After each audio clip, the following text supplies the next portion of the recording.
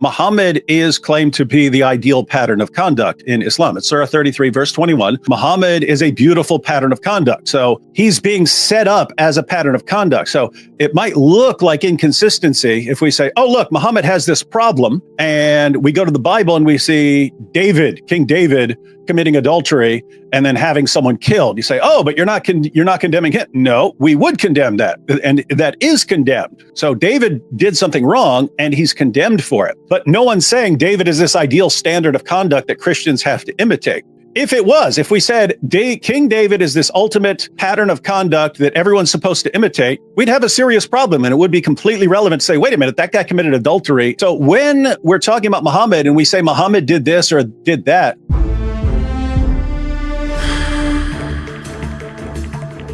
welcome to Events and History, where we explore the origins, teachings, and historical development of Islam with a fact-based, analytical approach. In this engaging video, a female Muslim steps forward to challenge Christian apologist David Wood, determined to expose what she believes is hypocrisy in his arguments.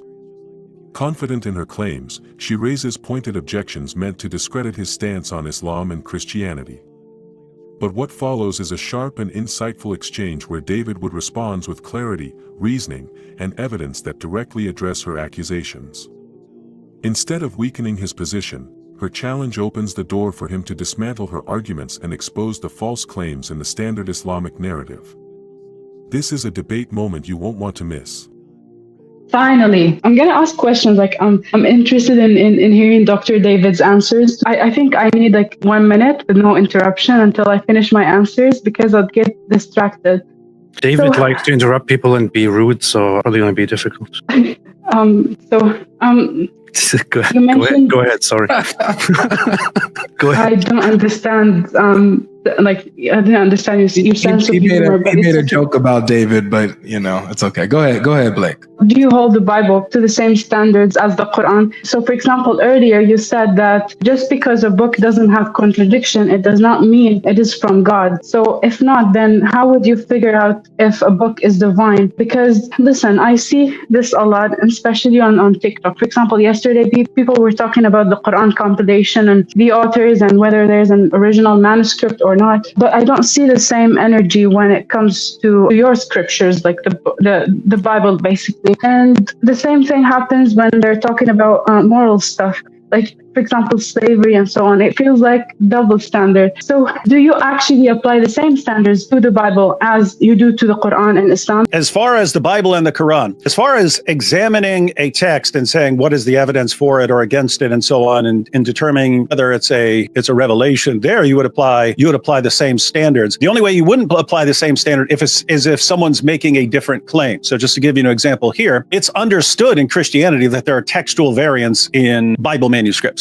So you don't see a problem with that? No, I've never seen a Christian who has a problem with the idea that there are textual variants. Textual variants, just like if you have 1,000, 5,000 or so on, people copying a text, whatever that text is, Bible, Quran, Plato's Republic, doesn't matter. Human beings who are copying a text you're going to end up with textual variants. In other words, it can be spelling differences. You can spell words differently and so on. So you'll end up with textual variants. I don't think that's a problem for the Bible. I don't think that's a problem for the Quran. It becomes a problem for the Quran when Muslims spend years arguing perfect dot for dot, miraculous preservation of the Quran. And so what we see then, Muslims will make the claim, which they did for years, there's no textual variants in the manuscripts of the Quran. It's completely false. So what you'll have Muslims going around, our book is different, our book has no textual variants, and then we'll respond by pointing out, no, you've got all kinds of textual variants here, look at all these textual variants, and then the response will be, you hypocrites, but the Bible has textual variant. Well, we're not saying it's a problem for a book to have textual variants, we're saying it's a problem for what you're saying about your book. You're saying no textual variants in our book, and so we're showing you textual variants. And so there we're applying a standard that's based on a Muslim claim. A Muslim is making the claim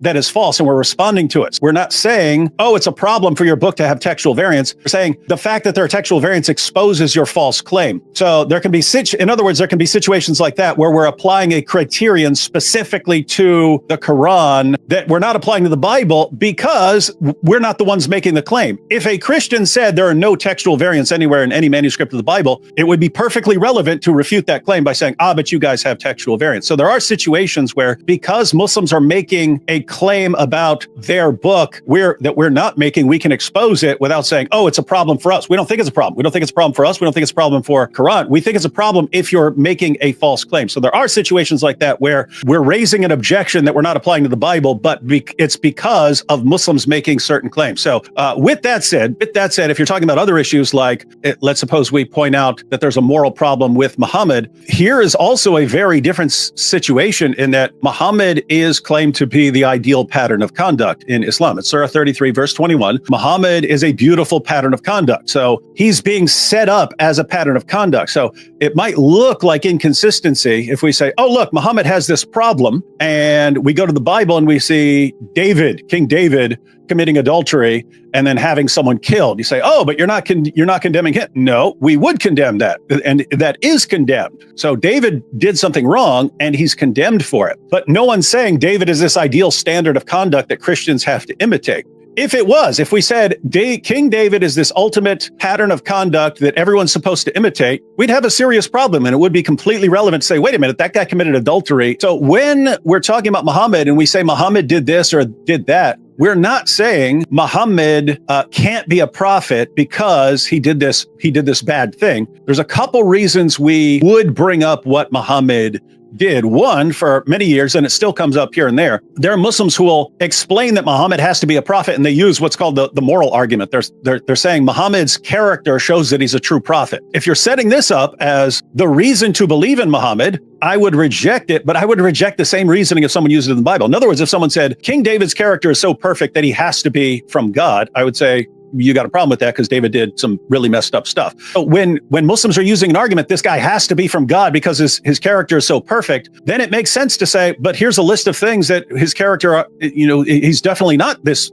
ideal moral standard. Look at all these problems. And that's not a situation where you want to say, why aren't you applying that to King David or something like that? Well, no one's making the claim about King David. You're making the claim about Muhammad. So he's in a different situation. It's like the claim that the Quran's been perfectly preserved. You guys are the ones making the claim. Therefore, you guys are the ones we have to actually evaluate that. If we're not making the claim, then it makes no sense to say, oh, and let's apply the same argument to people who aren't making the argument. So as far as morality, yeah, there's all kinds of things in the Bible. I mean, Solomon did all sorts of messed up things. Moses got into trouble. King David. The Bible doesn't view prophets as these infallible beings who never do anything wrong. In Islam, there's a doctrine called Ismat al-Anbiya, which is Allah's protection of the prophets. He's going to protect prophets from committing any sort of major error. And so it's a problem for Islam if a prophet is doing wrong things. It's not a problem for a prophet in the Bible to be doing. We don't have that rule. So that is a rule that is unique to Islam. We don't have the rule. And so we don't need to defend prophets as these sinless or free from major sin or anything like that. We believe that God uses complete misfits and uses people who are,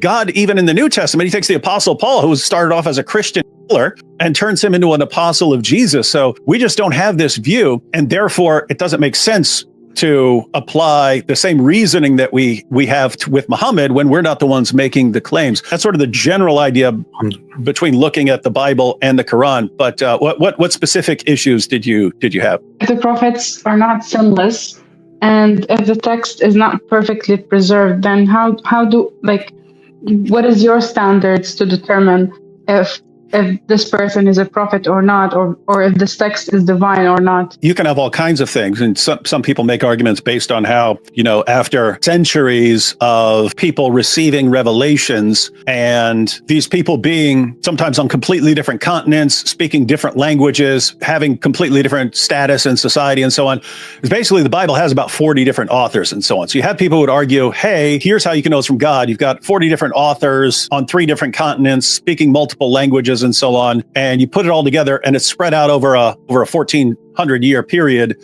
and then it all fits together. So there are people who would argue along that line, but I'll just tell you my own view as far as why I believe in the Bible and so on. Again, I'm not saying this is how you come to this conclusion. This is how I personally came to believe in the Bible. When I started, and even when I was a Christian, I didn't believe in inspiration of the text or anything. I believed that the gospel writings are first century records of Jesus. They're people attempting to write first century biographies about Jesus. Okay. And by the way, no scholar is going to disagree with that. You're dealing with first century documents, accounts of Jesus. Doesn't mean you believe everything in there. I didn't believe everything in there.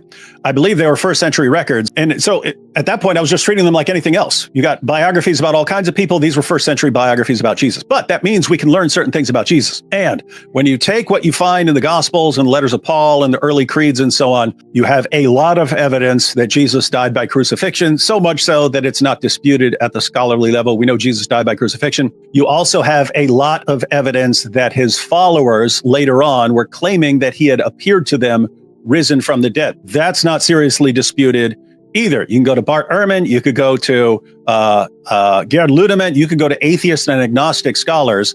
They don't believe that Jesus rose from the dead, but they're completely convinced that Jesus' followers were claiming that he had appeared to them after rising from the dead. So I was looking at that. We have a ton of evidence that Jesus was dead. We have a ton of evidence that he appeared to his followers later. And then the question is, how do you explain this? And some people try to explain it in terms of, well, maybe they hallucinated or something like that.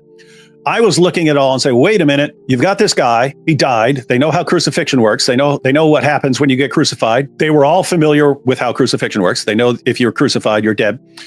And yet you have multiple people all saying that this one crucifixion victim, out of all the crucifixion victims ever, this one guy actually appeared to people alive afterwards, but not just appeared to them alive, he appeared to them in such a way that it gave them complete confidence that this man had been resurrected. And they were willing to go to their horrible, bloody deaths later, proclaiming that this guy had risen from the dead and appeared to them. So I'm looking at that. I'm telling you that I was in a jail cell, and this is me coming out of atheism, and there are other things involved. But basically, it's okay. If I have a reason to believe that any miracle has occurred, it's the guy who died on the cross and then appeared to people later. So it looks like a miracle. If it looks like a miracle, then it looks like God is doing something with Jesus, and that he is giving a stamp of approval to the message of Jesus. If God is giving a stamp of approval to the message of Jesus, then it makes sense that God is going to make sure that that message is actually conveyed and that it's passed down through writings and so on. And if we have Jesus affirming other prophets as true prophets, I'm going to listen to him, because if I'm going to listen to anyone tell me about prophets or God or the afterlife, I'm going to go with the guy who rose from the dead. So that's how I personally came. That's not how most people would come to believe in the inspiration of Scripture, something like that. That's how I came to believe in the inspiration of Scripture. It's one, just straightforward historical investigation, not even taking the Bible as inerrant or anything like that. Just, okay, these are first century documents. No one's going to dispute that. We can gather information about Jesus and his followers from these first century documents. I believe that you have enough to conclude that a miracle has taken place. If a miracle has taken place, then it looks like God's confirming this guy's message. If God's confirming this guy's message, seems like God is taking this seriously and this is important. Therefore, he's going to make sure that this message is passed down to us. And what do we have of that message? Jesus is affirming the status of these other prophets and these other writings. And so I'm going to take it seriously because it's Jesus. So that methodology, that's not the only methodology. And again, that's not the methodology of most people, but I would gladly apply the exact same reasoning, the exact same standard to Muhammad and ask, what reason do we have to think that Muhammad has God's stamp of approval? What reason?